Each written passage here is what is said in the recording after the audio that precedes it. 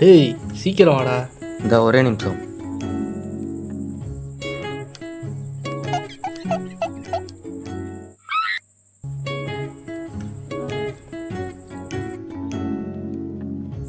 அண்ணே ம்.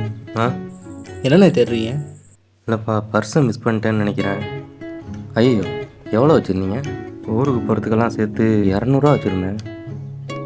அடப்பாவமே, என்ன ஒரு 50 ரூபா இருந்தால் ஊருக்கு போயிடுவீங்களா? போதும்ப்பா, 50 ரூபா போதும். இந்தாங்க, இதை வச்சுட்டு ஊருக்கு போங்க. ஆ, ரொம்ப தேங்க்ஸ் தம்பி, ரொம்ப நன்றி.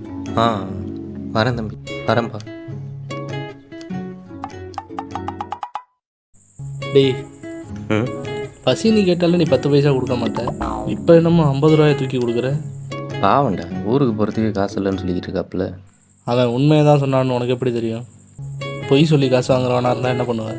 ஏய், அவனை பார்த்தா பொய்யெல்லாம் சொல்கிற மாதிரி தெரில. அது எப்படி அவ்வளோ உறுதியாக சொல்கிற? இதான் அந்த பர்ஸு. இதோ அவன் சொன்ன மாதிரி 200 இருக்கே. அடப்பாவி, இதே இங்கேருந்து எடுத்த? அங்கே ஒன்று கடிச்சிக்கிட்டு இருந்தேன்ல, அங்கே கிடந்தா எடுத்தேன். நல்ல வேளை, இந்த மாதிரி கஷ்டப்படுறவங்களுக்கு ஹெல்ப் பண்ணுவேன்னு தெரிஞ்சு தான் கடவுள் இந்த பர்ஸை என் கண்ணில் படுற மாதிரி காட்டியிருக்கான். அது சரி.